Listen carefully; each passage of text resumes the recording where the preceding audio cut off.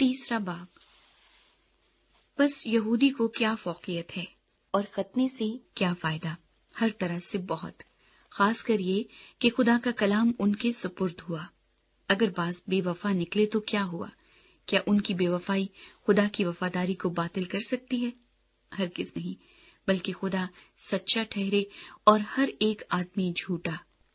چنانچہ لکھا ہے کہ تو اپنی باتوں میں راست باز ٹھہرے اور اپنے مقدمے میں فتح پائے۔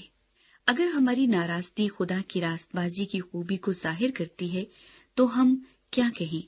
کیا یہ کہ خدا بے انصاف ہے جو غضب نازل کرتا؟ میں یہ بات انسان کی طرح کہتا ہوں، ہرگز نہیں، ورنہ خدا کیوں کر دنیا کا انصاف کرے گا؟ اگر میرے جھوٹ کے سبب سے خدا کی سچائی اس کے جلال کے واسطے زیادہ ظاہر ہوئی تو پھر کیوں گناہگار کی طرح مجھ پر حکم دیا جاتا ہے؟ اور ہم کیوں برائی نہ کریں تاکہ بھلائی پیدا ہو؟ چنانچہ ہم پر یہ تہمت لگائی بھی جاتی ہے اور بعض کہتے ہیں کہ ان کا یہی معقولہ ہے، مگر ایسوں کا مجرم ٹھہرنا انصاف ہے۔ کوئی راست باز نہیں۔ پس کیا ہوا؟ کیا ہم کچھ فضیلت رکھتے ہیں؟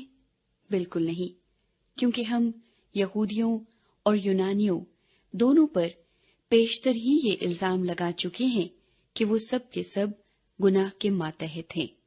چنانچہ لکھا ہے کہ کوئی راست باز نہیں، ایک بھی نہیں، کوئی سمجھدار نہیں، کوئی خدا کا طالب نہیں، سب گمراہ ہیں، سب کے سب نکمے بن گئے، کوئی بھلائی کرنے والا نہیں، ایک بھی نہیں۔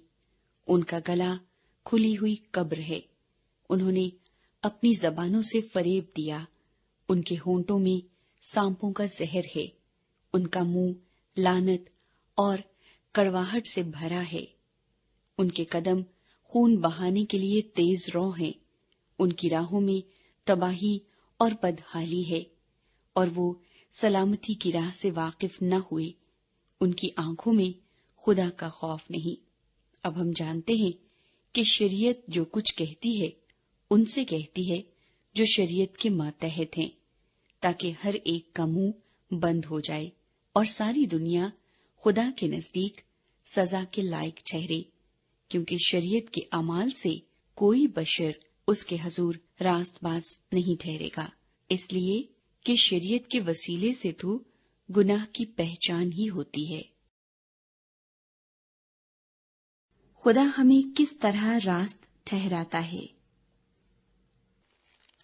مگر اب شریعت کے بغیر خدا کی ایک راست بازی ظاہر ہوئی ہے، جس کی گواہی شریعت اور نبیوں سے ہوتی ہے، یعنی خدا کی وہ راست بازی جو یسوع مسیح پر ایمان لانے سے سب ایمان لانے والوں کو حاصل ہوتی ہے، کیونکہ کچھ فرق نہیں، اس لیے کہ سب نے گناہ کیا اور خدا کے جلال سے محروم ہے، مگر اس کے فضل کے سبب سے اس مخلصی کے وسیلے سے جو مسیح یسوع میں ہے مفت راست باز ٹھہرائے جاتے ہیں۔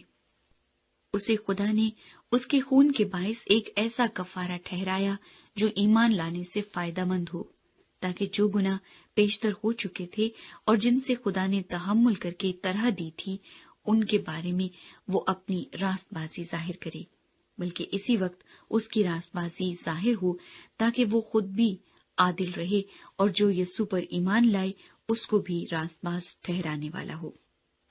بس فخر کہاں رہا؟ اس کی گنجائش ہی نہیں۔